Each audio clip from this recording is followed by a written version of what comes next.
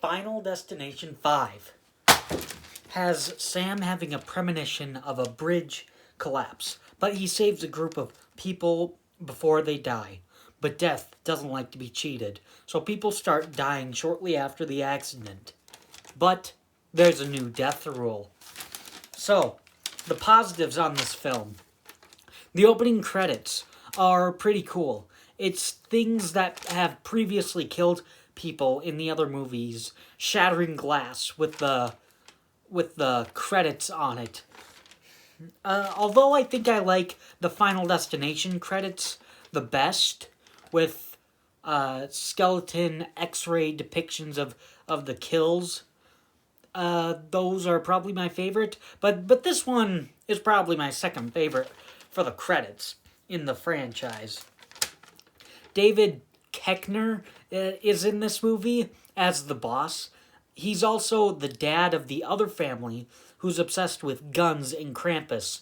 And he's pretty funny in this film. He's got some good funny lines. Like when everyone thinks Isaac is, for some reason, dead. He says, "Oh, wasn't Isaac already dead?" And they're like, "No, he's not." Oh. So, he's pretty funny. The bridge disaster is great. It's a common enough fear of a bridge falling, along with other fears with it, like drowning or heights. It's great to have another funeral scene in the franchise again. It makes the people who died in the tragedy more important. So they only had a funeral scene in the first one, and then I believe... Oh, they did have a funeral scene for Ashley and Ashlyn in the third one. And then they have a funeral scene in this one. So that was kind of cool. I like it that we see Sam has a cooking job and other people have a job at the plant. It makes them seem like real people. In the fourth one, Nick and Lori are full-grown adults, but we never see them at their jobs or at a job. The first one had them being high schoolers, so it makes sense that they don't have jobs. The second one kind of had people at their jobs a little bit. And the third one, the kids were just getting out of high school. So, if not still in high school, but like their last week. So, all the others made sense of why we never saw anyone at their jobs. The fourth one makes no sense because we don't see anyone else at their jobs. And this fifth one actually has people at their jobs because they're adults. The kills in this movie are great, pretty gory. Candace getting folded in half is creative. Isaac getting his head crushed is gory. And by the way, fun fact about Isaac, he actually is in Horrible Bosses. The first one with Charlie Day, Jason Sudeikis, and Jason Bateman as the guy who would give people blowjobs for money in the bathroom of the restaurant. So that's kind of cool. And then so yeah, the kills are great. Candace and Isaac, great kills. And there's actually some suspense in the kill sequences. The screw scene with Candace doing the gymnastics around the screw is dread-filled. It gives me so much anxiety whenever I see the feet just going across the screw. Like, is she gonna step on it or not? Oh my god! And Olivia trying to get out of her restraint of the eye machine is terrifying. That's also a pretty good kill, too. And then another positive on the film is one of the biggest positives about this film. I love it. Peter descending into madness is brilliant.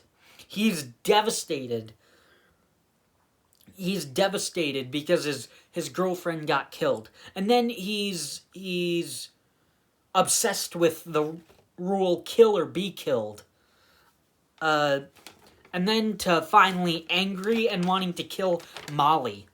And the actor, Miles Fisher, is brilliant in the role. He pulls it off so well.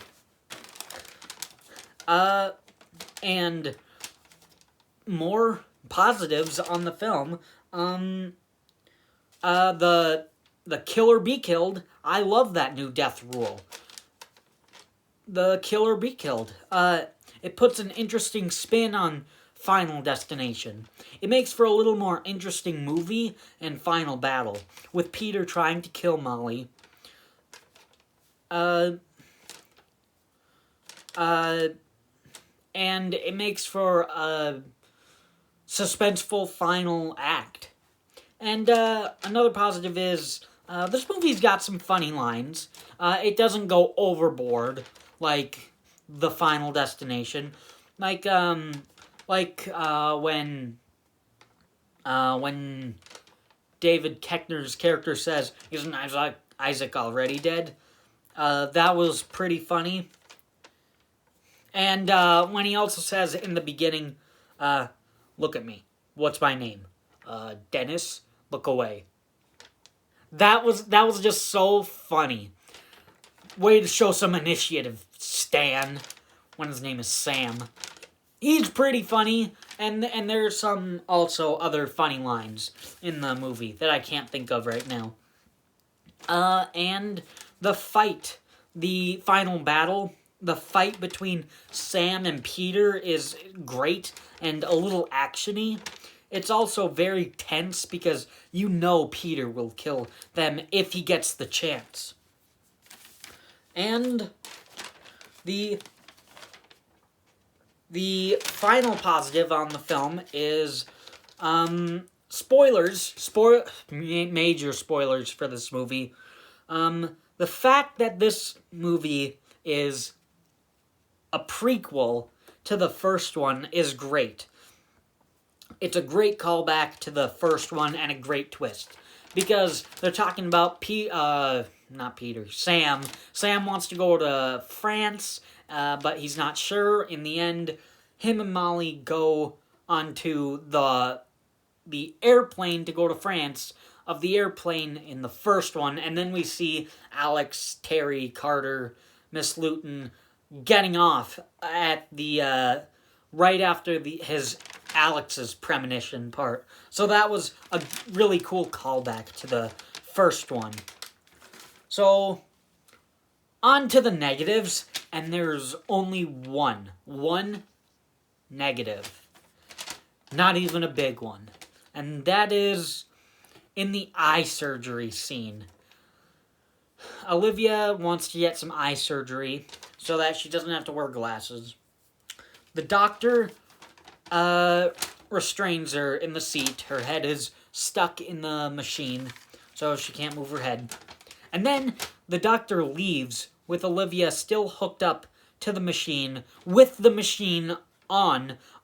All it needs to do is get the button pressed and then it's ready to go. That just doesn't seem too believable to me. But in the end, aside from that 5-second negative, I love this film. It's got great characters, great gore, a great new death rule. It's a phenomenal horror movie. I certainly approve of Final Destination 5. Thanks for watching.